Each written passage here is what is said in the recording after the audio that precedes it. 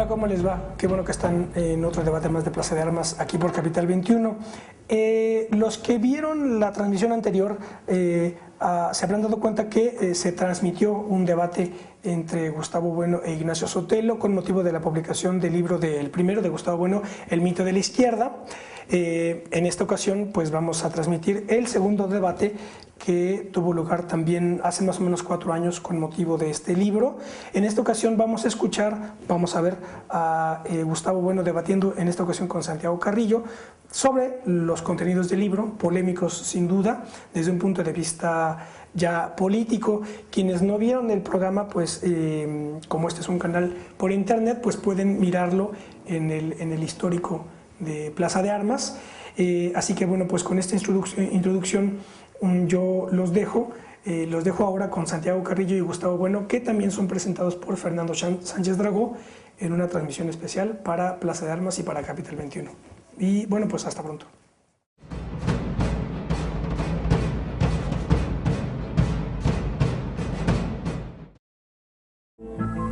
Buenas noches. Última entrega del serial de negro sobre blanco dedicado a la crisis de la izquierda y último capítulo de este programa antes de que el telón del verano lo escamotee hasta septiembre.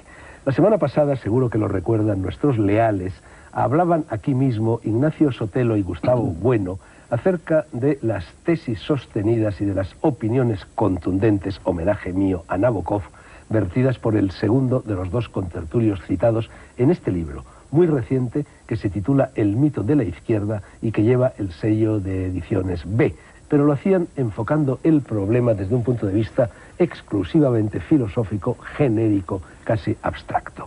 Hoy vamos a seguir hablando de ese libro con su autor, con Gustavo Bueno, y con otro adversario, Santiago Carrillo, pero el enfoque será exclusivamente político, práctico, pragmático, actual, cotidiano, cercano, a ras de tierra. Agradezco a mis dos invitados, entre los dos suman casi 170 años su presencia aquí, y les recuerdo que el último libro escrito por el casi nonagenario Santiago Carrillo es este, La memoria, mucha memoria evidentemente, en retazos, publicado por Plaza Janés.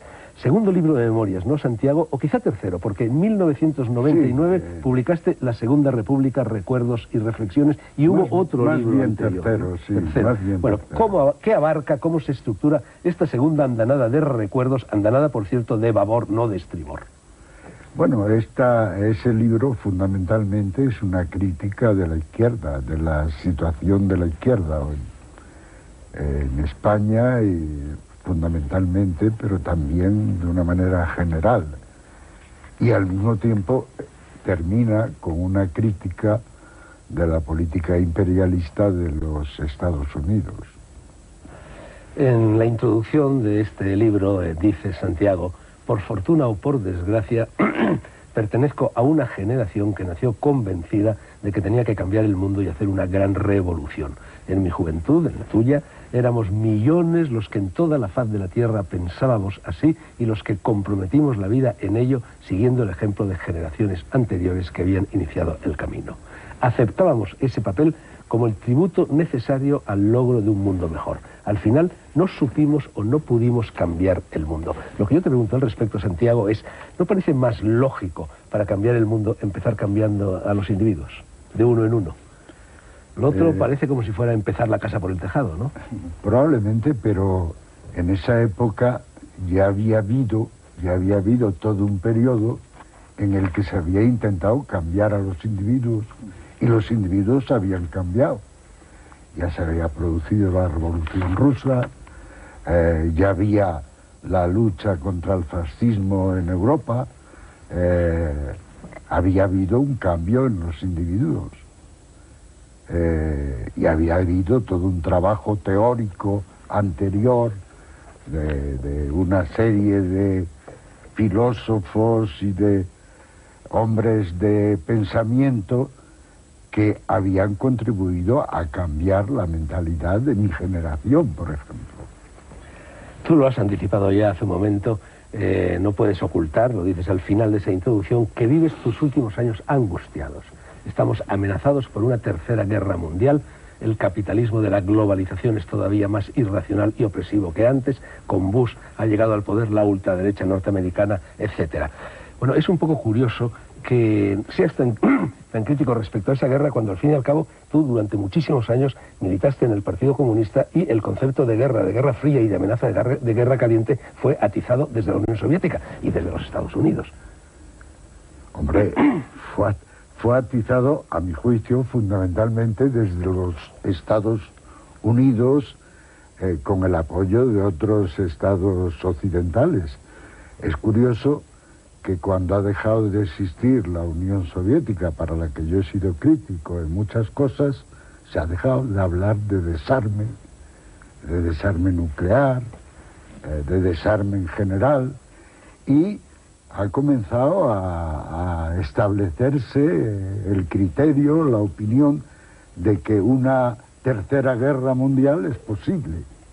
Mientras existió la Unión Soviética, predominó la idea de que en la época del arma nuclear una guerra mundial sería imposible. Sí, Rusia, no.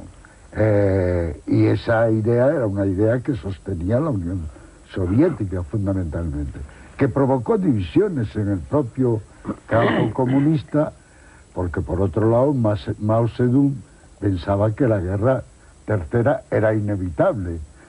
De modo que en realidad estamos en un periodo en que, aunque la caída del sistema soviético se explique históricamente y se justifique y ese régimen no haya dado lo que se esperaba de él, lo cierto es que hemos retrocedido y que estamos en un momento en que la idea de la guerra, no de la guerra fría, de la guerra caliente, está siendo admitida incluso con la intervención de armas atómicas. Santiago, tu libro inmediatamente anterior a este se titulaba ¿Ha muerto el comunismo? Te devuelvo la pregunta, ¿ha muerto el comunismo? Yo creo que lo que representaba esencialmente el comunismo no ha muerto. No ha muerto, está ahí, está en estado verdaderamente lamentable, pero el sueño de siglos de una parte de la humanidad deseando el fin de las clases opresoras y las clases oprimidas, deseando una sociedad igualitaria, ese sueño sigue vivo y ese sueño va a resurgir y a mi juicio va a ser el elemento esencial constituyente de lo que podría ser en un futuro quizá no lejano una nueva izquierda. Gustavo, ¿ha muerto el comunismo en particular y ha muerto la izquierda en general? Bien. Es decir, ¿tiene viabilidad histórica o ya no? Bueno, es el comunismo, yo vuelvo a mi planteamiento. El comunismo como idea abstracta pues es muy anterior a la Unión Soviética, naturalmente. El comunismo está ya expresado en algunas escuelas estoicas, Cleómenes de Esparta, en Platón, un comunismo muy sui generis, el cristianismo, es decir, el comunismo como idea general. Ahora, como idea política, yo creo que el comunismo va vinculado al Estado, por lo menos es la tesis central de Marx, ¿verdad?, frente a Bakunin. Es decir, el comunismo el comunismo histórico, quiero decir, el comunismo realmente definido, realmente existente, la famosa fórmula de Shislov, ¿no? Pues el comunismo va vinculado al Estado, porque si no es un comunismo, pues más bien de deseos, de ilusiones, pero que no tiene entidad política, es decir, es un comunismo, es una izquierda indefinida. El comunismo en general es una izquierda indefinida. Para que se defina el comunismo como entidad política, la cuarta generación de las que yo expongo, necesariamente implica pues el control de un Estado continental tipo la Rusia de los zares, ¿no? Bueno, y entonces si se quita el Estado, entonces se podrá hablar efectivamente de ese ideal comunista, pero que no tiene posibilidades prácticas de llevarse a cabo. Y en este caso concreto, y abundando también en el objetivismo más radical, ¿verdad?, pues China, efectivamente, Mao Zedong, pero también Deng Xiaoping y todos los sucesores siguen estallando bombas atómicas. Es decir, que China está, naturalmente, a pesar de los pesares, sigue pues considerándose naturalmente la heredera de Mao, a pesar del giro de timón, ¿verdad?, de Deng Xiaoping, sigue considerándose como el imperio del centro. Es decir, sobre todo, para mí el dato fundamental es la política espacial, que está completamente al día, la política espacial, que no quiere ser una potencia subordinada de Estados Unidos, y la política atómica, naturalmente, porque hoy día, si una potencia no tiene la bomba atómica, pues no existe como Estado, objetivamente. Gustavo, Santiago, perdón. Yo creo que el comunismo efectivamente ha estado ligado a la existencia del Estado en la época en que Marx escribió y Engels. Era muy difícil imaginar el mundo de hoy, pero el comunismo, con ese nombre, con otro nombre, yo no sé, eso es lo de menos para mí, puede reestructurarse. Sí, por supuesto, claro. Puede reestructurarse y obrar en este mundo mundial. Sí, yo no lo niego eso, yo no lo niego. Yo digo, pero para reestructurarse actualmente, claro, hoy día con la globalización, pues se presenta muchas veces la globalización como uno de los movimientos que colaboran a la extinción del Estado, ¿verdad? Sin embargo, esto es falso, porque si mira el Producto Interior Bruto, de lo que, por ejemplo, en los años 50 de Producto Interior Bruto iba al Estado, que era pues un 10%, ahora es el 60%, 59%. Si se considera el número de estados que hay ahí con los que había en los años 30, de 40 a 50 estados ahora hay por cerca de 200. Quiero decir que la globalización yo no creo que suponga, de momento, una especie de vaciamiento del Estado, sino que los Estados siguen siendo los pilares fundamentales para la propia globalización, empezando por Estados Unidos, claro. Yo creo que eso es exacto en relación sobre todo con el Estado norteamericano, pero no cabe duda que los otros estados, muchos estados europeos, han perdido una buena parte de sus facultades. Sí, pero por la Unión Europea, claro. De sus facultades por la Unión Europea, y que hoy el Estado no tiene la misma significación. Por supuesto.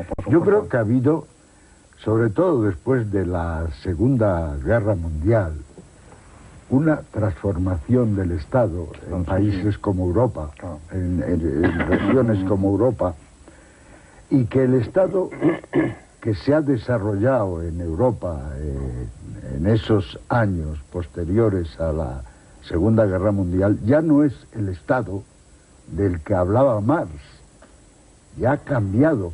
Marcuse habla del estado de bienestar como de una forma de transición del capitalismo pero al el estado de bienestar, como tú sabes perfectamente, fue una creación de la Unión Soviética, con los precedentes de Bismarck. Es decir, la Unión Soviética es la que hizo posible, pues, jubilaciones, sanidad, educación gratuita, etcétera, etcétera. Es cierto. Después fue el New Deal de Roosevelt, después fue el Plan Beveridge en Inglaterra, en plena guerra, y después se fue popularizando por todos los países, y yo creo que la clave, fue la Segunda Guerra, por supuesto, pero sobre todo fue la clave de la caída de la Unión Soviética. Ahí es cuando se reorganizó totalmente, el estado de bienestar se extendió, se expandió por todo Occidente de algún modo. Exacto, la Unión Soviética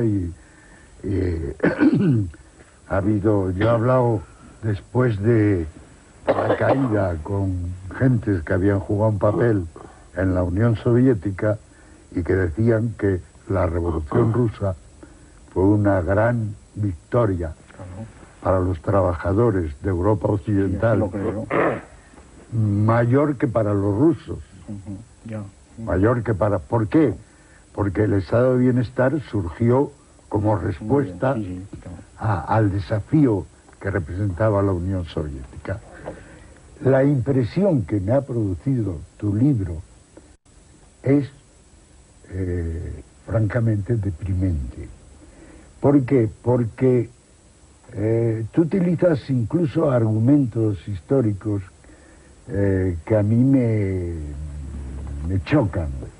Por ejemplo, octubre del 34 comparado con 18 de julio del 36. Tú comparas esas dos cosas como si fueran cosas comparables e iguales. Las comparo con relación a un tercero, no en absoluto. con relación al golpismo contra la República, que es muy distinto. No los comparo en general. La comparación siempre tiene que ser muy precisa. Pero es que mi juicio de hombre que vivió octubre del 34 muy directamente, incluso responsablemente, a pesar de mi juventud entonces, es totalmente distinto. Es natural. Porque octubre del 34 era un movimiento inspirado en una experiencia europea. Bien. La experiencia europea era que el fascismo en Italia, en Alemania, había triunfado por vía parlamentaria. Que sí. Y que no había otra forma de detener al fascismo que la lucha armada. Y lo que intentábamos en el año 34 era impedir que en España sucediera lo mismo que había sucedido en Italia. Es decir, no era un golpe... Pero eso lo digo yo también. No era un golpe contra la democracia. Eso ya son justificaciones subjetivas. De hecho, fue un acto contra el cual la República reaccionó inmediatamente. No era un golpe en Turquesa y todos los siguientes que tú conoces, naturalmente, porque los has vivido, y que yo no los he vivido, porque no tenía edad, pero que los he estudiado. Y también tengo que decir en general que es que la historia no es lo mismo vivirla que estudiarla, pero muchas veces a favor del que la estudia.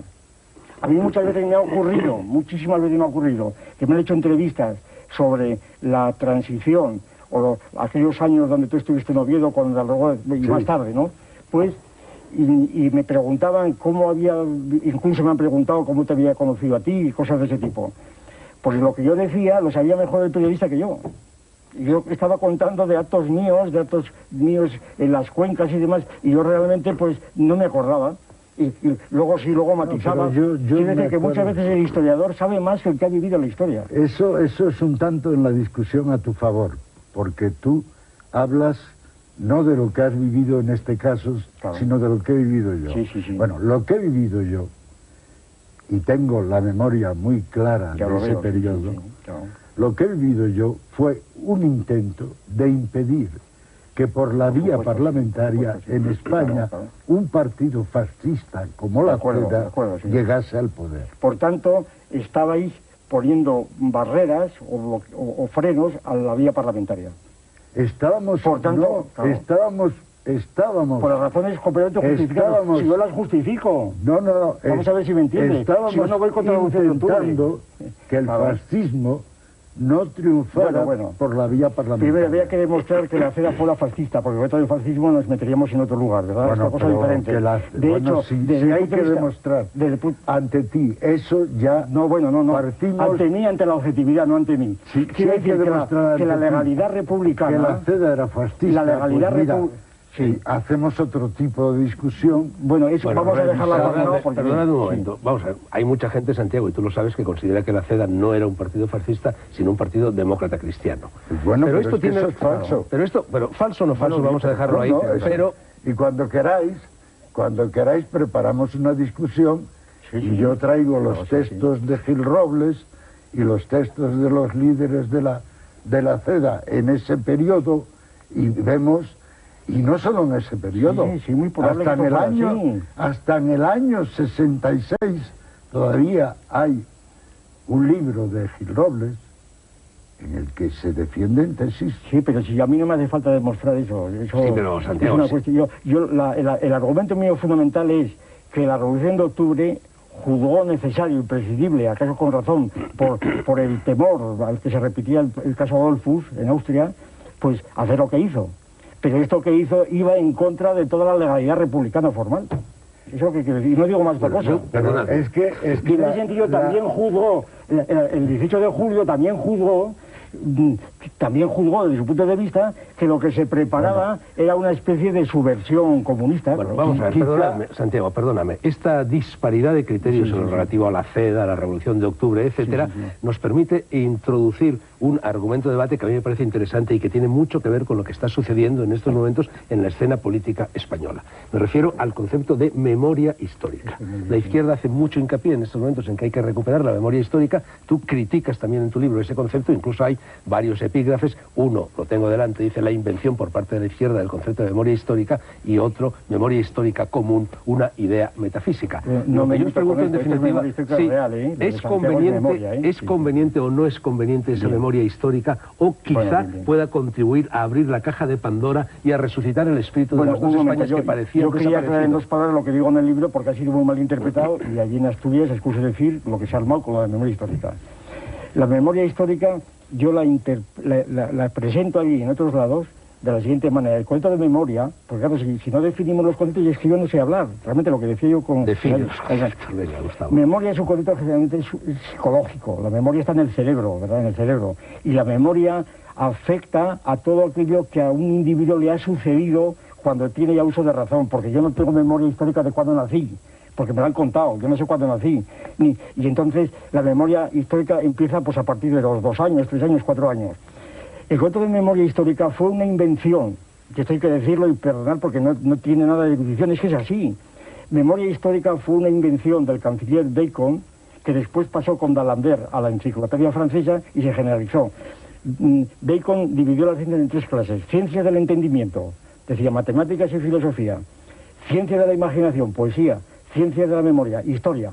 Eso lo cogió D'Alembert y entonces empezó a hablar de historia como memoria histórica. Pero claro, la memoria histórica es la memoria de alguien que da testimonio, porque lo ha vivido él, de como hace Santiago Carrillo en este libro y en sus memorias tan fantásticas que yo he citado muchas veces. Eso es memoria histórica, habla de lo que uno ha visto y tal como él lo ve. Pero hablar yo, pues qué sé yo, de Narváez, ¿verdad? No, es tener memoria histórica. Yo puedo estar de acuerdo contigo en eso. Yo puedo estar, a mí no es lo que más me ha extrañado de tu libro, ni mucho menos, porque la memoria histórica en 1 o 2 generaciones desaparece, ¿no? Pero ahora se ha dado ese nombre, la gente seguramente ha acudido a un concepto fácil, confuso todo lo que quieras. Porque la memoria es cuestión de entendimiento, no es cuestión de memoria. Pero la historia es cuestión de entendimiento, no es pero memoria. Eso tiene hoy un sentido muy concreto, y es que durante generaciones, desde la guerra civil, en este país se ha explicado la historia desde un punto de vista de los triunfadores. ¿Pero por qué llamar eso memoria? Bueno, llamémoslo historia, como quieras. Claro. Llamémoslo como quieras. El problema para mí no es el nombre. El problema es que el intento de recuperar, de recordar, de hacer que la gente sepa hoy que ha habido otra verdad y que ha habido otras cosas que ignoraba, es un movimiento sano, que además no tiene ninguna voluntad de revancha. Yo niego llamar eso memoria histórica. Bueno, se dirá ese nombre, no es el concepto, porque el peligro de esto es lo siguiente, que se cruzan las memorias históricas, Gustavo, con el entendimiento histórico, y entre ellas es ideológico puramente. Gustavo, el problema hay muchos que hablan... es el siguiente, es que tú, filósofo, desde tu altura, quizá no te das cuenta del efecto político que tiene en este momento destruir en el terreno filosófico ese concepto. Sí, me doy cuenta y lo busco. Lo busco, porque lo que yo no tolero es que alguien que se llame de izquierdas, ¿verdad?, y no quiero decir nombres, esté utilizando conceptos oscuros para engañar a gente y para meterle matute cuestiones ideológicas que no tienen que ver con la memoria histórica, que son cuestiones actuales políticas. Porque el 90% de la memoria histórica, por caso se conozco directamente, no van dirigidos tanto a recuperar la memoria histórica cuanto a atacar al PP, por ejemplo, ¿verdad? Bueno, pero es que... Y eso es muy distinto, entonces que se habla de las cosas claras, ¿no? Pero, escucha... Y consta que yo no soy del PP, ni tengo... Yo creo que es legítimo atacar al PP, y otra de las cosas pero no me da la memoria histórica que me ha sorprendido de tu libro, por ejemplo, es lo del prestigio. Claro. No, ¿Qué es lo que te ha sorprendido? Me ha sorprendido, sí. No, pero ¿qué es lo que te ha sorprendido? Hombre, Explícalo, lo que me ha sorprendido es que, en cierto modo, pues objetivamente aparezca ahí como una defensa del gobierno el planteamiento filosófico que hace sobre el Prestige. Que claro, lo del Prestige no es una cosa que divida ideológicamente a la izquierda y a la derecha. Pero de hecho lo ha dividido. En eso tienes razón. Claro. Pero lo del Prestige es un caso de mala gestión gubernamental. Pero eso no es cuestión de derecha e izquierda, está más allá de esto. Bueno, y yo estoy hablando de la izquierda. La derecha y la izquierda también pueden enfrentarse en cuestiones de administración del Estado. Naturalmente, como la derecha entre sí y la izquierda entre sí, como se enfrentaron tantas veces anarquistas y comunistas y socialdemócratas, etcétera. Pero es un error pensar que lo que se llama ahora intento de recuperar la memoria histórica es un ataque al PP. No, digo totalmente, en parte. Porque eso es identificar al PP con el franquismo. Eso es lo que hace mucha parte de la izquierda. Pero objetivamente lo haces tú también. No, yo estoy hablando por boca de la izquierda. De lo que estamos hablando en la izquierda, cuando nos referimos a recuperar la memoria histórica, es de recuperar la verdad de lo que pasó en el franquismo. Bueno. ¿Por qué ahora y no hace 25 años? Pues porque hace 25 años... Después de la transición me refiero, ¿eh? Porque hace 25 años el cambio político tuvo que hacerlo la izquierda con una parte de los franquistas. Hombre, con una parte esencial. Esencial de los franquistas. Claro. Y porque en aquel momento plantear estas cuestiones hubiera provocado el reforzamiento de la unidad entre ultras y reformistas del franquismo. Evidente. Políticamente hubiera sido un disparate totalmente evidente. Político un disparate. Pero hoy, para que la gente sepa lo que pasó en el franquismo, no lo sabías, cuando ya esas cuestiones no tienen y no deberían tener una incidencia, a no ser que el PP se afirme como una continuación. No, yo no tengo nada que ver con el PP. Yo no tengo nada que ver con el PP. No me extraño que mucha gente asocie el PP y algunas actitudes del PP al pasado franquista. Y no me extraño porque si ves los apellidos, en muchos casos... Por otro lado, En muchos casos. Tenemos listas hechas de grandes figuras políticas, de partidos políticos del PSOE sobre todo, que están enteramente con los apellidos lo mismo. Exacto. Eso es por razones generacionales históricas. Pero en fin, no tan característicamente como el PP, cuyo presidente fundador es... Bueno, sí, de acuerdo, sí. Un ministro, sí, de acuerdo, y un ministro notable del punto del argumento. Qué extraño es. Claro. Qué extraño es. Sí, y por ejemplo... Por eso no es cuestión de memoria, sino de entendimiento. Es el entendimiento que tiene que cortar. No es la memoria que tiene que cortar. Gustavo, perdona. Hoy hay cosas que a un hombre de izquierda como yo y como tú, que has sido siempre,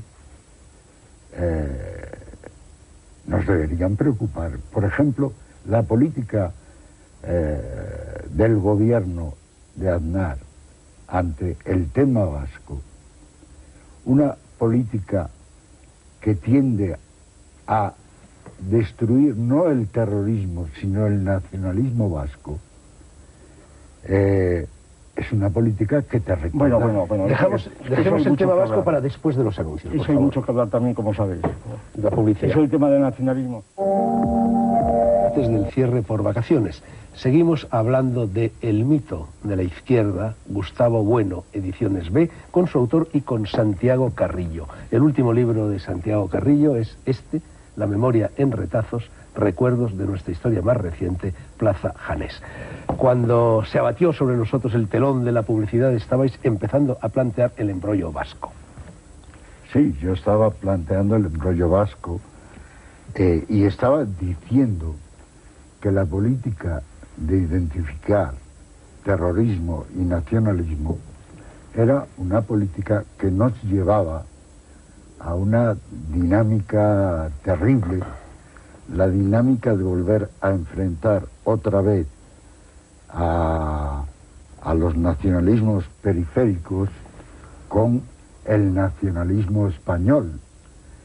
Y a mí me parece que esa política es catastrófica, que esa política es una política que responde a la actitud tradicional de la derecha española ante los problemas autonómicos, y que es una política contra la que hay que estar porque representa el peligro de una división muy grave, de una ruptura incluso de este país.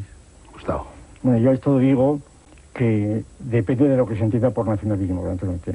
Uno es el nacionalismo de ETA, otro es el de Ribatasuna, otro es el del PNV y otro es el del Partido Popular y otro es el del PSOE, el de Maragall, etcétera. Es decir, que el nacionalismo es un concepto completamente ambiguo. El equiparar, como se hace tantas veces, el nacionalismo vasco con el nacionalismo español, a mi juicio es un disparate. Porque la nación política, otro de los conceptos más oscuros de la izquierda, ¿verdad?, de los conceptos más oscuros, la nación política empieza en la Revolución Francesa, que es el que inventa la nación política. De manera que antes, y en España empieza con las Cortes de Cádiz. Antes de las Cortes de Cádiz no había nación española. Era un conjunto de reinos, pero existía España, pero no nación española, ¿eh? Entonces la idea de nación es una idea, sobre todo del siglo XIX, de nación política. Lo que se llama nación, cuando los vascos reivindican pues, la nación vasca, la nación catalana, son naciones étnicas, en sentido étnico, lo que los clásicos llamaban las gentes, que no tenían sentido político. Es decir, precisamente la nación, sobre todo en Francia, claro, la nación apareció cuando las gentes, las naciones étnicas, pues fueron refundidas en la nación francesa, por ejemplo. Entonces, la idea de nación que ahora se entiende nacionalismo, la nación fraccionaria, que le llamo yo, esto es una idea que aparece, que no tiene nada que ver con el nacionalismo de la Revolución Francesa, de Alemania, etcétera. La nación fraccionaria empieza a final del siglo XIX por razones puramente secesionistas, no es nacionalismo, es secesionismo, que aparece, como bien sabido, en España, pues en Galicia, el País Vasco y Cataluña. Y este nacionalismo, pues, empieza a ser inmediatamente secesionista, ya de los tiempos de Sabino Arana. Y ya tiene muchas fluctuaciones, muchas cosas, pero de hecho actualmente en nuestros días, para no hacer historia, en nuestros días el nacionalismo vasco, concretamente el más radical, tiene claramente un sentido. Es un nacionalismo secesionista a base de pistolas y de bombas, completamente contra España. Yo estoy en el País Vasco, he visto lo que es eso, ¿verdad? Y entonces aquello es un nacionalismo que va directamente contra España. Directamente los enemigos, y entonces el nacionalismo español entonces no se puede poner al mismo nivel que el nacionalismo vasco, porque el nacionalismo español es la Constitución de Cádiz, es la nación española, Constitución de Cádiz. El nacionalismo español hoy no es la Constitución de Cádiz. Somos nuestros herederos, históricamente. No es, está la época de Franco, la época de Franco. Bueno, pues esto es historia pura. El problema será toda la pura historia, claro, que tú quieras decir, pero el problema es que así como en Francia la nación surge con la Revolución Francesa, claro. Y en España con los liberales. Y en España la nación no ha conocido un proceso comparecido al de la Revolución Francesa, y por eso no ha llegado a crearse una sola nación. Y España, por más vueltas que le des, se creó totalmente. Por más vueltas, se creó un Estado, pero no una nación. Es que la nación viene después del Estado, siempre. Bueno, la nación viene después del Estado, pero en España, como no hubo una revolución francesa, la nación no ha llegado a formarse plenamente. Bueno, eso lo dices tú, pero eso no es verdad. Bueno, según otros puntos de vista, la nación española se formó, primero existía España ya antes de la nación española, es decir, España no sale de la Constitución de Cádiz, ni sale de la Constitución del 78, vamos, la Constitución nuestra que tenemos ahora. España persiste como unidad previamente. Yo he escrito un libro llamado España frente a Europa, donde intento analizar todo lo minuciosamente que puedo la evolución de la idea de nación, ¿verdad? Donde hay una confusión total y donde no nos entendemos. Porque ahora prevalece la idea de los nacionalismos fraccionarios como si fueran los genuinos. Tanto es así que ahí lo tenemos en Asturias. En Asturias el problema del pequeñísimo nacionalismo que hay se le remonta a los celtas. cuando en Asturias no hubo celtas. Y a mí me han llamado hace 2 años, me han llamado antiasturiano porque digo que en Asturias es donde menos celtas hubo, ¿verdad? Y entonces ahí el nacionalismo está con los celtas. Hombre, y con el Bable y demás. Yo no Claro. creo que el nacionalismo asturiano sea un problema. No es un problema, sí, pero sin embargo lo ha reconocido Pero el Pacto Izquierda Unida y PSOE, ahora le han dado una serie de privilegios al Bable y demás que va por esa vía. Y enteramente por esa vía, ¿eh? Y ahora ya empiezan con los aviones a saludar en Bable cuando llegamos a Oviedo o a Ranún o lo que fuera. Santiago, vamos a cerrar el discurso sobre el nacionalismo, por favor. Bueno, lo que yo quiero decir es que España no ha llegado a ser una nación única históricamente, no ha llegado a eso. Bien, eso es lo que dice Arzallus y bien. Eso bueno... No, pero yo no lo digo, y además tengo un libro entero que podrá discutirse, pero quiere decir que eso no se puede... No lo dice solo Arzallus. Bien, quiero decir que tú no puedes sentar esto como tesis, no puedes, es una opinión. Lo dicen cientos de miles de vascos, sí, por supuesto. Como lo dicen cientos de miles o millones a partir de 1900, catalanes. más o menos, a partir de 1900. Bueno, a partir de cuando quieras. Y no todos los vascos, sino la mitad aproximadamente. Bueno, pero ¿y los catalanes todos? Sí, no, todos no, tampoco. No, Casi no, todos. ¿Qué va? No. Ahora Mira, ni hablar, no. El catalanismo es una cosa que abarca a todos los partidos. Pero no de Cataluña, no secesionista. No la cuestión es la secesión, lo demás son pero música celestial. el peligro es que la política del gobierno popular termine haciendo... Bueno, eso está por ver, claro. Eso es una valoración política que independentistas a los catalanes, eso está por ver, a los gallegos, y ahí está el peligro de esa política. Pero ETA empezó antes del gobierno popular, ¿eh? Y por eso, mi opinión es que las analogías que a veces hace alguna gente entre el pasado franquista, en ese sentido, entre el nacionalismo tradicional de la derecha española, que ha sido siempre centralista y opresora, ¿no?, y la política del PP, tiene algún fundamento. Vamos a ver, esta mañana he oído a Bono, precisamente en la televisión, estaba en las noticias de la derecha, ha dicho la siguiente frase, que me ha parecido espantosa.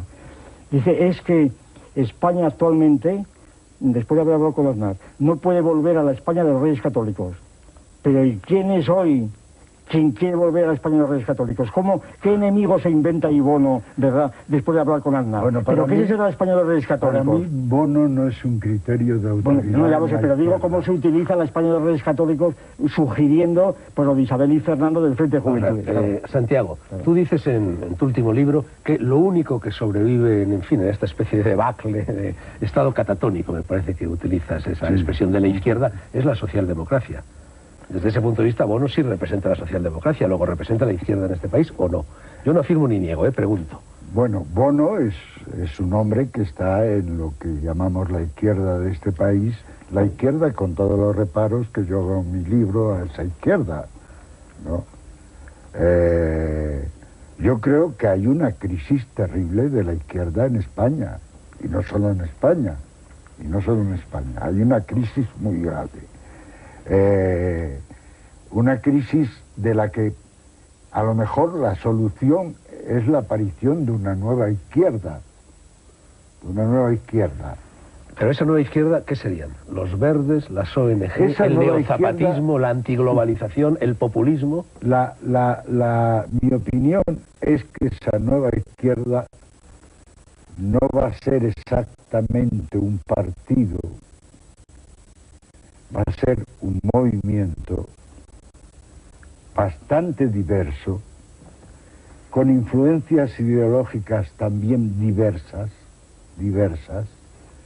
en el que pueden coincidir gentes de diversas escuelas, ¿no? ¿En qué cuestiones? En cuestiones como la paz, en cuestiones como la defensa de la ecología, de los derechos humanos, en cuestiones como la lucha contra el intento de convertir el mundo en un imperio norteamericano. Ahí pones al Papa en primera fila, ¿eh? El abanderado de la izquierda es el Papa, entonces. El Papa vino a hacer la campaña electoral del Partido Popular. Pero en cuanto a lo que dice... El Papa, no estoy hablando del Papa, no he citado al Papa. No, que digo que esta descripción de la nueva izquierda parece que se ajusta muy bien a los postulados del Papa, lo que el Papa propone. Los postulados del Papa, yo no entro ahora en esos postulados, pero para mí está claro que en las elecciones últimas la visita del Papa fue un apoyo al Partido Popular extraordinario, y que la izquierda ni siquiera ha tomado nota de eso. No. Pero así fueron las cosas. Gustavo, esa nueva izquierda que acaba más o menos de definir Santiago Carrillo, ¿se corresponde con lo que tú llamas en tu libro izquierda fundamentalista? Sí, más o menos sí. Explícanos lo que es izquierda fundamentalista. Sí, es un caso de izquierda indefinida. Yo ahí distingo izquierdas definidas y procuro definirlas para podernos entender históricamente. Y la definición que doy es el Estado, el punto de referencia. Es el Estado no porque la izquierda sea estatista, porque una de las corrientes de izquierda, la tercera que visito, es el anarquismo, que va contra el Estado precisamente, pero el Estado sigue siendo punto de referencia para definir la izquierda. Y entonces, aparte de esas izquierdas definidas, que serían la izquierda jacobina, diríamos, la izquierda radical, la izquierda liberal en España, la izquierda evolucionado, por ejemplo, el Conde de Toreno, ya que hablamos de Asturias, es uno de los ejemplos típicos de evolución de un liberalismo radical hasta un conservadurismo. Bien, pues, qué sé yo, la izquierda anarquista, la izquierda socialdemócrata, la izquierda de la Tercera Internacional y luego la izquierda asiática. Entonces, además de esas izquierdas definidas, yo creo que se pueden definir bien históricamente en sus figuras, en sus proyectos, etcétera. En cambio, la izquierda indefinida es la que prescinde de esas referencias. Y entonces pues se va, por ejemplo, a la filosofía, de ahí tomó el nombre de la izquierda hegeliana y derecha hegeliana. Y después Bloch escribió un libro sobre la izquierda aristotélica, por ejemplo. O bien las vanguardias, la izquierda de arte, que si Dalí es de derechas y Picasso es de izquierdas, ¿verdad? Porque pintó el Guernica. Yo muchas veces he dicho, si a Picasso le quitas Guernica de debajo, ¿verdad? ¿Por qué sabemos aquello es Guernica? A mí me recuerda a Cervantes, cuando el pintor Urbaneja pintaba un gallo y ponía debajo gallo para que se supiera, ¿verdad? Es decir, si tú quitas Guernica de aquello ¿por qué aquello es de izquierdas? Pues porque la izquierda indefinida da por evidente que Guernica, como Picasso tenía esas simpatías con el Partido Comunista francés, etcétera, pues era de izquierdas. Pero la Guernica por sí misma hay que definir que sea de izquierdas o de derechas. Eso es la izquierda indefinida. Y la izquierda indefinida es también la izquierda divagante o extravagante, es sobre todo las ONGs que tienen que ver con la Iglesia Católica, en la teología de la liberación y cosas de ese tipo. Pero para mí las ONGs no son lo fundamental de la izquierda. Yo creo que lo que se produce, lo que se está produciendo, es una convergencia de gentes que vienen de escuelas diferentes hacia posiciones políticas de izquierda, y que es en ese terreno de la política donde una nueva izquierda puede agrupar a gentes venidas de diferentes escuelas. ¿Por qué? Pues porque hay problemas tan concretos como la guerra contra la que está muchísima gente, indiferentemente de su formación filosófica, incluso no teniendo ninguna formación.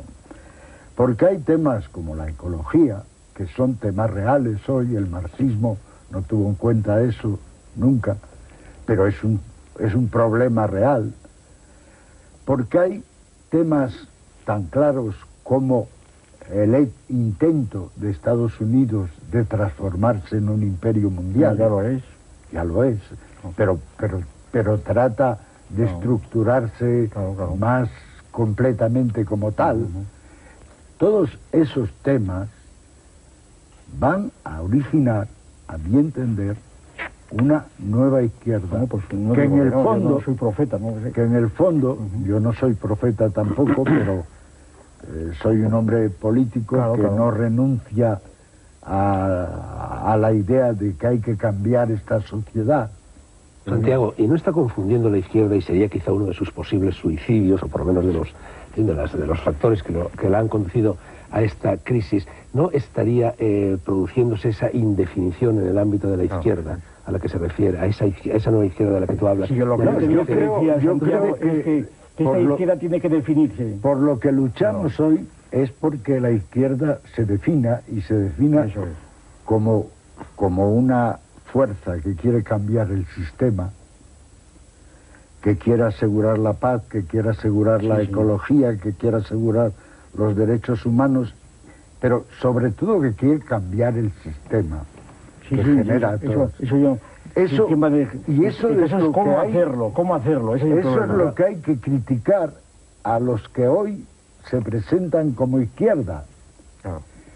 Pero no confunde la izquierda en relación con todo esto que tú estás diciendo, no confunde la izquierda los gritos de los manifestantes con la opinión pública, que es un concepto mucho más vasto que los gritos de los manifestantes. Pero los y no es un gritos error de los político manifestantes, que han pagado electoralmente. Sí, los gritos de los manifestantes son importantes también, y la manifestación, el derecho de manifestación, como el derecho de huelga, son elementos de la democracia, no son... Pero sin duda, pero lo que yo te pregunto es, ¿sale 1 millón o 2 o 3 los que sean de manifestantes, por ejemplo, contra la guerra de Irak a la calle, pero hay otros 37 millones de personas que no salen? Y claro, luego eso electoralmente arroja un resultado muy diferente al que se esperaba. Ahora, y eso es un error político, ¿no? Es un error de cálculo. Hemos tenido en Gijón ahora estos días un curso sobre globalización y guerra. Entre ellos ha estado un catedrático de Jerusalén, un judío, Gustavo Perezny, que naturalmente ha defendido a los presidentes de Israel. Yo calculaba que el público que había allí pues iba a comportarse como las manifestaciones, ¿verdad? Allí todo el mundo se cayó, lo escuchó, no hubo abucheos en absoluto.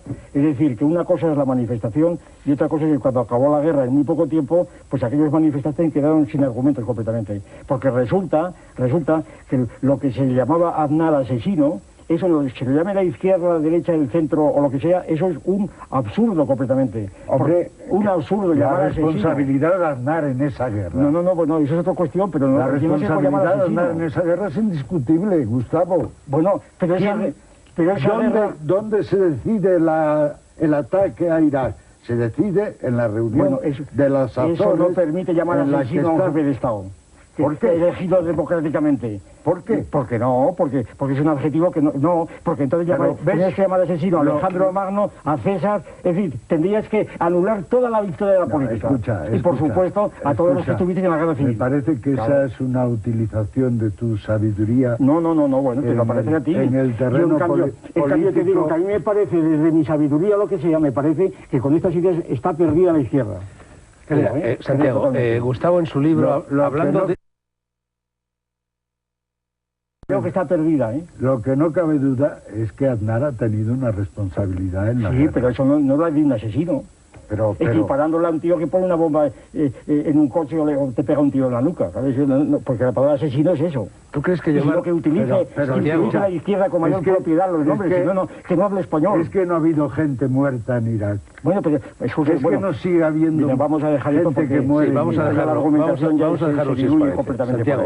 a propósito de esta izquierda indefinida, fundamentalista, escribe Gustavo Bueno, yo te voy a leer unas cuantas líneas en su libro, pone varios ejemplos de la izquierda indefinida. Y entonces, refiriéndose al manifiesto contra la barbarie suscrito por la Alianza de Intelectuales Antiimperialistas en el otoño de 2002, dice literalmente, y me gustaría que lo debatierais un poco: lo verdaderamente asombroso es que en los días de hoy algunas decenas de profesores, artistas, periodistas, cantantes, cineastas sigan encontrando la posibilidad de reunirse bajo una bandera que lleva escrita entre sus pliegues palabras tales como intelectuales, pensamiento, razón o cultura. Palabras que estos individuos utilizan del modo más primario e ingenuo e imaginable, acríticamente. ¿Quién de los firmantes podría ofrecernos una mínima teoría sobre la razón, sobre los intelectuales, sobre el pensamiento o sobre la cultura? Produce sonrojo ver cómo los abajo firmantes, etcétera, etcétera. Y luego, un poquito más adelante, concluye: el manifiesto de esta izquierda indefinida, extravagante y divagante, no merece el más mínimo respeto. Son palabras de Gustavo, no mías.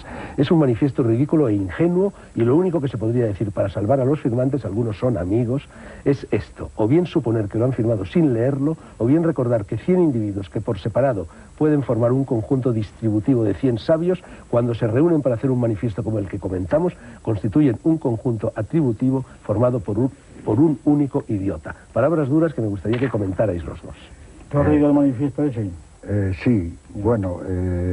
vamos, ya lo digo todo ahí. De todas maneras, mira, Gustavo, sinceramente, yo tengo un gran respeto por ti. El reconocimiento de que eres un hombre sabio. Bueno, yo no me tengo que portar, pero sí. No, no. Tal como yo te veo, eres eso. Pero a veces la sabiduría te coloca en una altura en la que se pierden los objetivos concretos. Me gustaría más que dijeras en una profundidad. O en una profundidad, de acuerdo, en la que se la altura es profundidad hacia arriba. Lo que a un hombre de izquierda como yo, que te respeta, que te quiere, que sabe que tú eres un hombre de buena voluntad, desconcierta en esos comentarios que haces en el libro, es que objetivamente parece como si estuvieras defendiendo eso está por demostrar. Al Partido Popular. Eso está por demostrar. Bueno, pero... Yo lo que quiero es acudir a la izquierda para que sepa lo que dice. Bueno, pero las sacudes tomando en realidad posiciones que... No, yo no tomo ninguna posición. Que concretamente en ese momento favorece esa posición a los adversarios, Sotelo, a los adversarios de la izquierda. Me atribuís esa posición, pero gratuitamente. Y tenéis que meditar por qué me atribuís esa posición. Algo habrá en vuestro pensamiento que os obliga a hacer esto. Claro. No, hombre, a mí no me obliga nada. No, y digo de inconsciente o lo que fuera, o por el funcionamiento del cerebro, yo qué sé. Yo tengo mucho respeto por ti y me ha costado trabajo venir a discutir contigo, porque no me gusta discutir contigo. Porque pienso... A mí en cambio me gusta discutir contigo, mira, no hay asimetría. Porque pienso que debería dedicar el tiempo a discutir con otra gente Muchas gracias. Que está en otro sitio. Es increíble Pero dejemos los piropos, si os parece. Son con los de los no, hombre, es increíble. No me gusta discutir los contigo. Los insultos objetivos son mucho mayores que los que yo puedo decir cuando subo de tono. No es pero eso. Vamos, es igual, nada. Es no es eso. Es un lapsus. Sí. No me has entendido. A ver. No me has entendido. A mí no me gusta discutir contigo porque parece que tú y yo estamos en dos campos opuestos. Ya. No tiene por qué parecerlo. En política. Claro. No ya en filosofía o en política. En este momento, la gente que nos escuche piensa que Gustavo Bueno y yo estamos enfrentados. Yo no creo. Y eso no me gusta. Eso no me gusta. Yo no creo que piense, no creo. Habrá unos que sí, otros que no. Sí, vamos a dejarlo personal. Yo también conozco mucha gente, Otro elemento de discusión posible, la política que sigue, ya que estamos en un programa de cultura, la política cultural que sigue la izquierda, el apoyo al multiculturalismo, que es una tabula rasa, y la crítica de la excelencia, que al fin y al cabo es lo que permite la existencia de la universidad, y de eso que llamamos cultura con mayúsculas. Es decir, se llega a la paradoja, Santiago, de que en un determinado momento la izquierda defiende el chador, e incluso apurando un poco las cosas, esto lo digo metafóricamente, hasta la ablación de clítoris por ser factores étnicos. No es un suicidio cultural y por lo tanto también un suicidio electoral el apoyo del multiculturalismo. Yo creo que no es real que la izquierda no ha defendido nunca el chador ni la ablación del clítoris. Lo que la izquierda, a mi juicio, debe considerar es que el desarrollo del mundo ha sido muy desigual y que se han desarrollado diversas culturas en el mundo y que tú no puedes aspirar a llegar a una sola cultura sin un principio de respeto a las otras culturas. Gustavo, multiculturalismo, desaparición del criterio de excelencia. Sí, rápidamente, esto hago resumo, pues un libro, El mito de la cultura, ¿verdad? Y que se tradujo al alemán el año pasado, por cierto. Yo ahí, el mito de la cultura. Mi objetivo en ese libro es tratar de triturar la idea de cultura, para cómo se utiliza. La idea de cultura, bueno, es una cosa muy larga, ¿verdad? Se la inventan los alemanes, Herder, concretamente Fichte, etcétera, pasa a política con Bismarck, la lucha por la cultura, etcétera, etcétera. La cultura es uno de los objetos más difíciles y más ideológicos que puede haber. Y concretamente en este tema se produce el problema del relativismo cultural, el etnocentrismo, el pluralismo cultural, el respeto a todas las culturas. Bien, desde mi punto de vista, en donde la idea de cultura es una sustancia inexistente, no hay culturas, lo que llamamos culturas son entidades globalizadas de multitud de pautas y de ideologías y de memes, como dicen otros culturales, que son distintos y que son desprendibles. Y por tanto, hay rasgos culturales, creo yo, culturales en el sentido antropológico, a los cuales yo particularmente no les tengo el menos respeto. Yo, por ejemplo, el vudú, yo recuerdo una experiencia de hace unos años ahí en una república americana, cerca de Haití, Santo Domingo, donde estaba hablando de política precisamente, que para eso me llamaron, y me ofrecieron ir a una sesión de vudú en Haití como condición imprescindible para que aquella gente pudiera transformarse. Políticamente, digo, mi discurso ante gente que está en el vudú no tiene nada que hacer. Lo primero hay que eliminar el vudú, ¿verdad? ¿Cómo vas a hablar con gente que está practicando el vudú? Y así sucesivamente.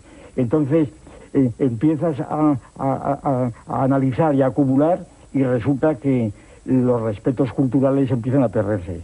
Es decir, entonces, pues la idea de nivelar todo, estas discusiones de estos días sobre la televisión basura, ¿verdad? La televisión basura. Que hace falta cultura y no basura.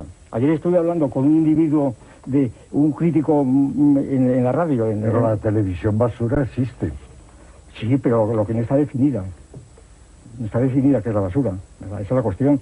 La televisión basura existe de dos maneras. Primero, como basura revelada, desvelada, es decir, que es la televisión, la basura que te presenta de la realidad y que ella no la fabrica, ¿verdad? Como cuando te presenta una cámara Calcuta un montón de basura, pues la televisión es basura, pero no la fabrica ella. Y la televisión de basura fabricada, que es la que la televisión fabrica ella misma, ¿no? Entonces, cuando esa basura fabricada o desvelada es aprobada democráticamente por 10, 15 millones de audiencia, ¿verdad? Entonces ahí se entra en el conflicto de la democracia, ¿verdad?, que tiene el telemando, y la democracia que tiene el voto en la urna. Y entonces no hay otra solución, a mi juicio, que poner una junta de censura, porque yo siempre he estudiado la tesis de que el único límite de la televisión es el Código Penal. Si no resulta, ha habido también un manifiesto en contra de la televisión basura, que es tan... A mí yo le he hecho la crítica en público, le he hecho la crítica en un libro llamado Telebasura y Democracia, en donde hago el análisis de un manifiesto que hicieron un conjunto de asociaciones tipo Comisiones Obreras, UGT, CONCAPA, etcétera, etcétera, contra la televisión basura. Y entonces estamos en lo mismo, no hay criterio. Santiago, turno de réplica, estamos ya fuera de tiempo. Yo creo que la televisión basura existe. Y existe no solo porque haya basura en la sociedad. Claro. Existe porque la televisión hoy está en manos de grupos financieros, por supuesto, claro, interesados en cultivar la basura que hay objetivamente en la sociedad.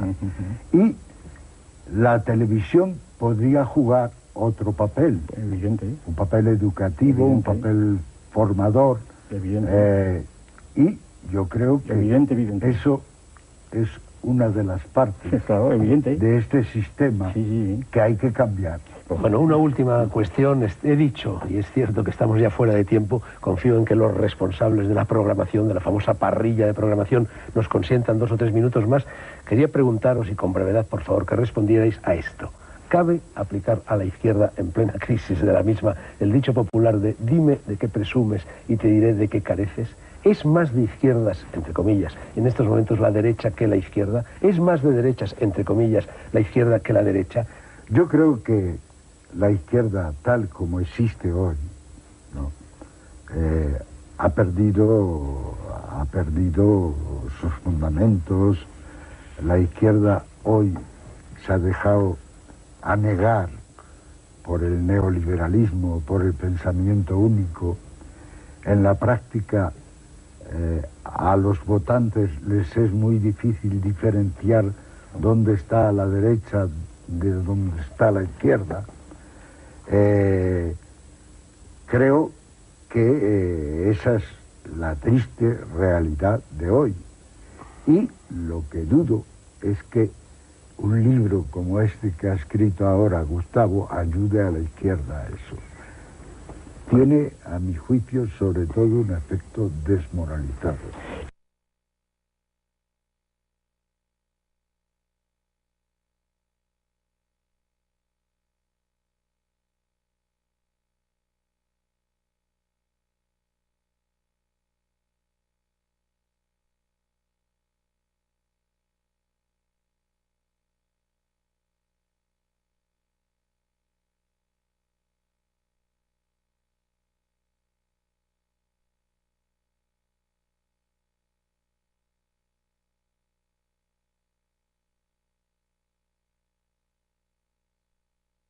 si el libro resulta desmoralizador para la izquierda, yo lo que he pretendido con este libro es la función de revulsivo, ¿verdad? De que no esté simplemente pues durmiéndose en memorias históricas, ¿verdad?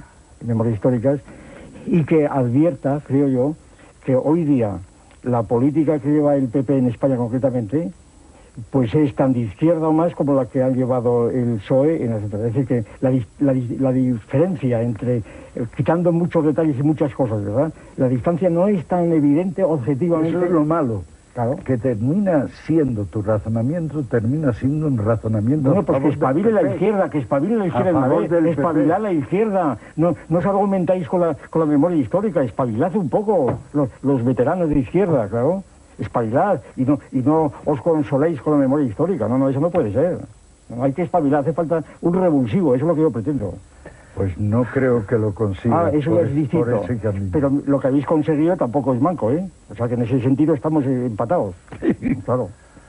Bueno, último minuto, ni siquiera últimos segundos. Los necesarios para agradecer a Gustavo Bueno, El mito de la izquierda, ediciones B, y a Santiago Carrillo, La memoria en retazos, Plaza Janés, su presencia en nuestro donoso escrutinio, y para desearles a todos ustedes y a ellos también que pasen un verano feliz, que no se olviden de nosotros y que vuelvan a estar ahí cuando las emisiones de Negro sobre Blanco se reanuden en el mes de septiembre. La vida sigue y la literatura, la política y la filosofía también. Buenas noches.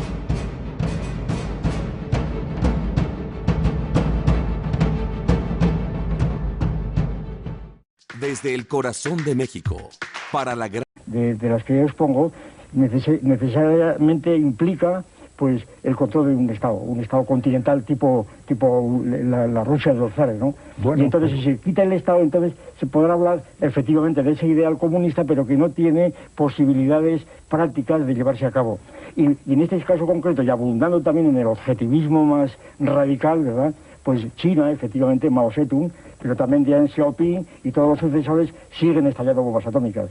Y siguen, es decir, que China está, naturalmente, a pesar de los pesares, sigue pues considerándose, naturalmente, la heredera de Mao, a pesar del giro de timón, ¿verdad?, de Deng Xiaoping, siguen considerándose como el imperio del centro. Es decir, sobre todo, para mí el dato fundamental es la política espacial, que está completamente al día, la política espacial, que no quiere ser una potencia subordinada de Estados Unidos, y la política atómica, naturalmente, porque hoy día, si una potencia no tiene la bomba atómica, pues no existe como Estado, objetivamente. Gustavo, bueno, Santiago, perdón. Yo creo que el comunismo efectivamente ha estado ligado a la existencia del Estado en la época en que Marx escribió y Engels. Era muy difícil imaginar el mundo de hoy, pero el comunismo, con ese nombre, con otro nombre, yo no sé, eso es lo de menos para mí, puede reestructurarse. Sí, por supuesto, claro. Puede reestructurarse y obrar en este mundo mundial. Sí, yo no lo niego eso, yo no lo niego. Yo digo, pero para reestructurarse actualmente, claro, hoy día con la globalización, pues se presenta muchas veces la globalización como uno de los movimientos que colaboran a la extinción del Estado, ¿verdad? Sin embargo, esto es falso, porque si mira el Producto Interior Bruto, de lo que, por ejemplo, en los años 50 de Producto Interior Bruto iba al Estado, que era pues un 10%, ahora es el 60%, 59%.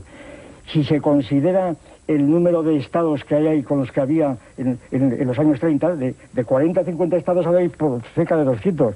Quiere decir que la globalización... La guerra, no de la Guerra Fría, de la Guerra Caliente, está siendo admitida incluso con la intervención de armas atómicas.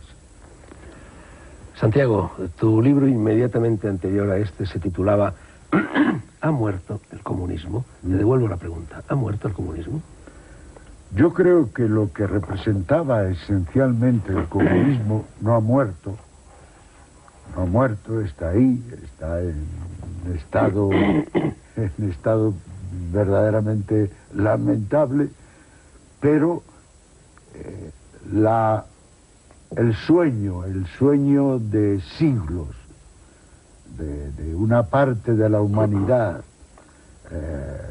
deseando el fin de las clases opresoras y las clases oprimidas, deseando una sociedad igualitaria, ese sueño sigue vivo y ese sueño va a resurgir y a mi juicio va a ser el elemento esencial constituyente de lo que podría ser en un futuro quizá no lejano una nueva izquierda.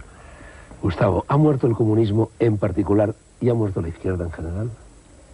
Bien. Es decir, ¿tiene viabilidad histórica o ya no? Bueno, es el comunismo, yo vuelvo a mi planteamiento. El comunismo como idea abstracta pues es muy anterior a la Unión Soviética, naturalmente.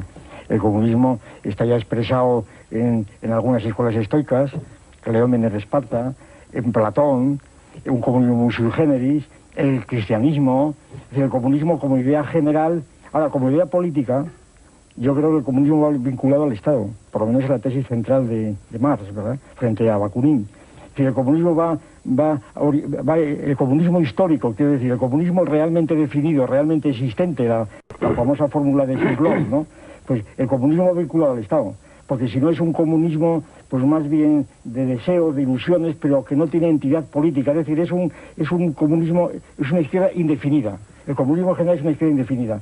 Para que se defina el comunismo como entidad política, la cuarta generación que habían contribuido a cambiar la mentalidad de mi generación, por ejemplo. Tú lo has anticipado ya hace un momento, no puedes ocultar, lo dices al final de esa introducción, que vives tus últimos años angustiados. Estamos amenazados por una tercera guerra mundial, el capitalismo de la globalización es todavía más irracional y opresivo que antes, con Bush ha llegado al poder la ultraderecha norteamericana, etc. Bueno, es un poco curioso que seas tan crítico respecto a esa guerra cuando al fin y al cabo tú durante muchísimos años militaste en el Partido Comunista y el concepto de guerra fría y de amenaza de guerra caliente fue atizado desde la Unión Soviética y desde los Estados Unidos. Hombre, fue atizado, a mi juicio, fundamentalmente desde los Estados Unidos con el apoyo de otros estados occidentales. Es curioso que cuando ha dejado de existir la Unión Soviética, para la que yo he sido crítico en muchas cosas, se ha dejado de hablar de desarme nuclear, de desarme en general, y ha comenzado a establecerse el criterio, la opinión de que una tercera guerra mundial es posible. Mientras existió la Unión Soviética, predominó la idea de que en la época del arma nuclear una guerra mundial sería imposible. Sí, Rusia, no. Y esa idea era una idea que sostenía la Unión Soviética fundamentalmente, que provocó divisiones en el propio campo comunista, porque por otro lado Mao Zedong pensaba que la guerra tercera era inevitable. De modo que en realidad estamos en un periodo en que, aunque la caída del sistema soviético se explique históricamente y se justifique y ese régimen no haya dado lo que se esperaba de él, lo cierto es que hemos retrocedido y que estamos en un momento en que la idea de 170 años su presencia aquí, y les recuerdo que el último libro escrito por el casi nonagenario Santiago Carrillo es La memoria, mucha memoria evidentemente, en retazos, publicado por Plaza Janés. Segundo libro de memorias, ¿no, Santiago? O quizá tercero, porque en 1999 publicaste La Segunda República, Recuerdos y Reflexiones, y hubo otro libro anterior. Tercero. Más bien bueno, tercero. ¿qué abarca, cómo se estructura esta segunda andanada de recuerdos, andanada, por cierto, de babor, no de estribor? Bueno, ese libro fundamentalmente es una crítica de la izquierda, de la situación de la izquierda hoy en España y fundamentalmente, pero también de una manera general. Y al mismo tiempo termina con una crítica de la política imperialista de los Estados Unidos. En la introducción de este libro dice Santiago: por fortuna o por desgracia, pertenezco a una generación que nació convencida de que tenía que cambiar el mundo y hacer una gran revolución. En mi juventud, en la tuya, éramos millones los que en toda la faz de la tierra pensábamos así y los que comprometimos la vida en ello, siguiendo el ejemplo de generaciones anteriores que habían iniciado el camino. Aceptábamos ese papel como el tributo necesario al logro de un mundo mejor. Al final no supimos o no pudimos cambiar el mundo. Lo que yo te pregunto al respecto, Santiago, es, ¿no parece más lógico para cambiar el mundo empezar cambiando a los individuos, de uno en uno? Lo otro parece como si fuera empezar la casa por el tejado, ¿no? Probablemente, pero en esa época ya había habido todo un periodo en el que se había intentado cambiar a los individuos y los individuos habían cambiado. Ya se había producido la Revolución Rusa, ya había la lucha contra el fascismo en Europa, había habido un cambio en los individuos. Y había habido todo un trabajo teórico anterior de una serie de filósofos y de hombres de pensamiento.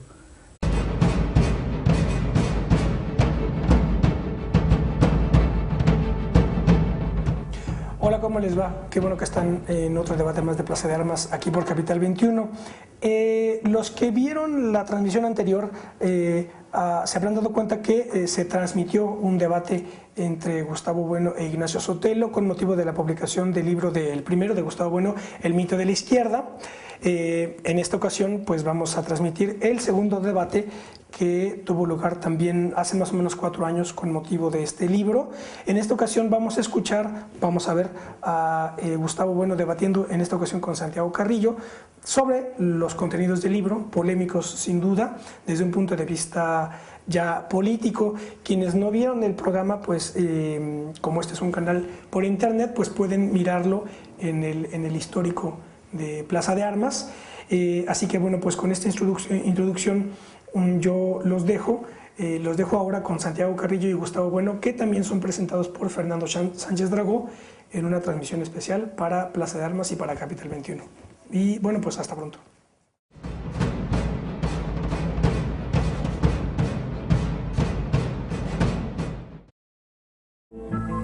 Buenas noches. Última entrega del serial de negro sobre blanco dedicado a la crisis de la izquierda y último capítulo de este programa antes de que el telón del verano lo escamotee hasta septiembre.